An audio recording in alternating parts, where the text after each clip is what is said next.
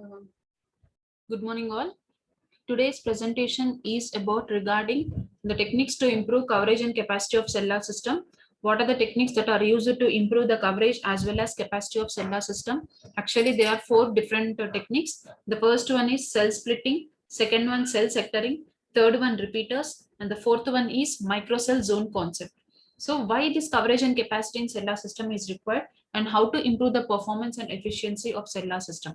Actually, in order to maintain the performance and to increase the efficiencies, we have to maintain channel assignment strategies. Actually, there are two types of channel assignment strategies, static and dynamic, in which the cells are predefined before, and the other one, it have whenever a call has to be made, a request has to be sent to the MSC, then that particular channel will be provided to the requested MSC.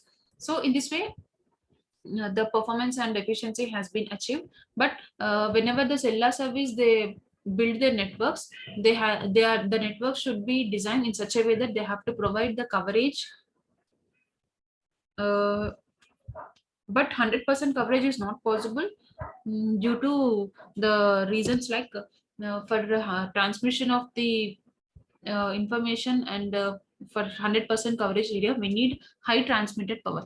But high because of high transmitted power, there will be an interference. So because of these two reasons, 100% coverage is not possible.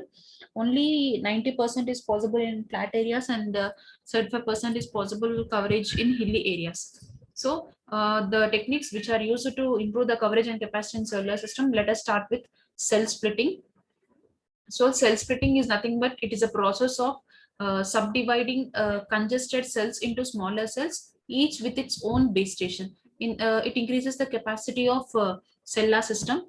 Like, how it increases means, if you increase the number of times the channels are reused by defining new cells with a small radius than the original cells, the capacity increases. This capacity will increase due to additional of number of channels that are increased per unit area.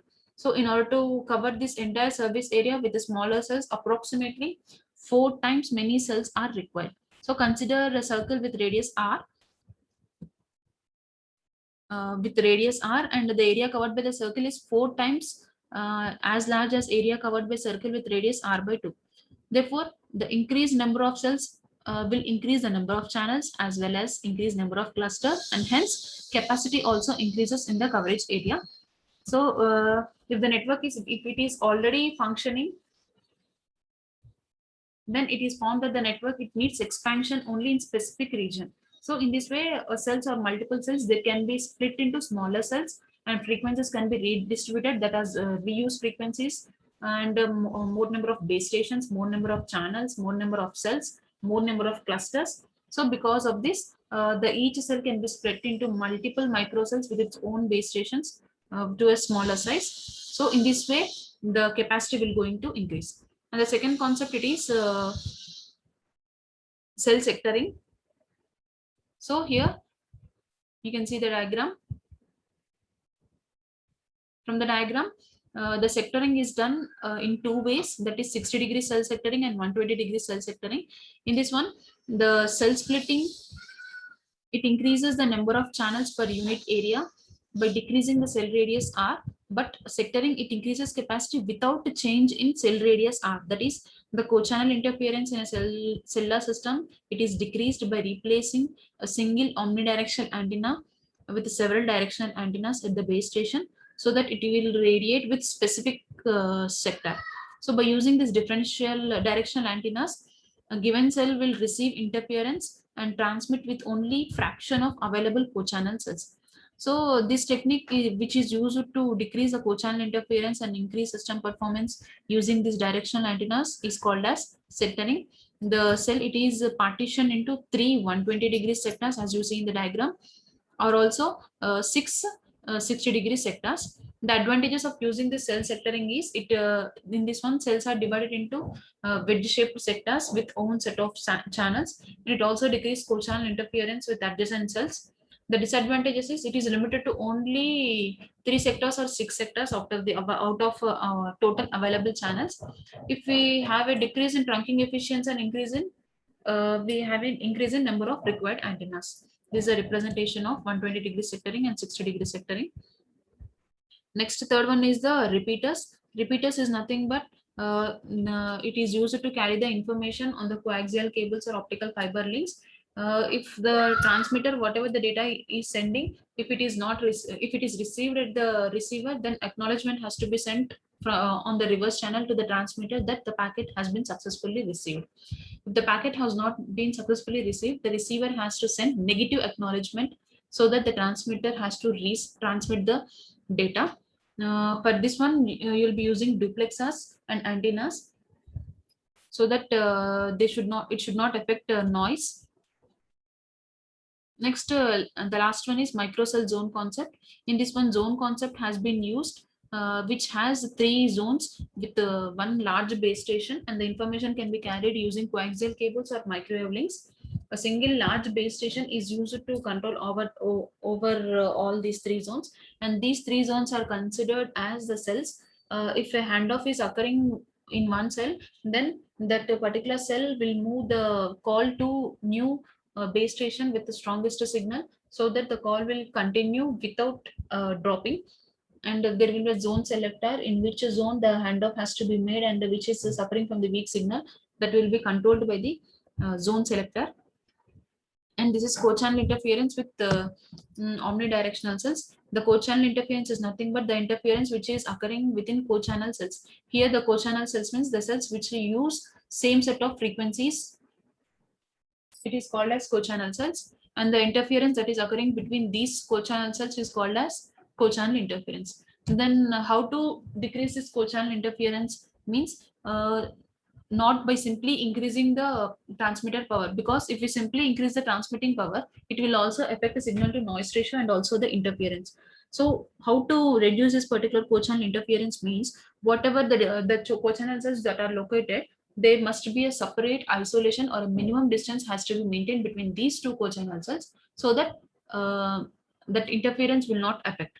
So in order to reduce this co-channel interference, there should be minimum distance or required isolation has to be provided between these 2 co-channel cells in order to reduce co-channel interference. Here this diagram shows the co-channel interference with omnidirectional, that is in all directions, how it is interfering from 6 interference cells using hexagon geometry.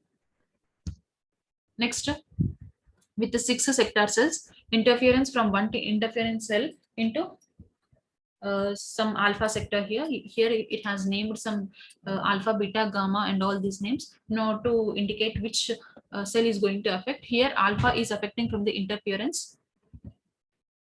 Next, this is a co-channel interference with 3 sector cells. Next, what are the approaches to cope with increasing capacity in cellular system is cell splitting, cell sectoring, microcell zone concept, and repeaters. These are the 4 techniques which are used to improve and increase the capacity of cellular system in order to maintain the efficiency and performance high. You will be using all these concepts.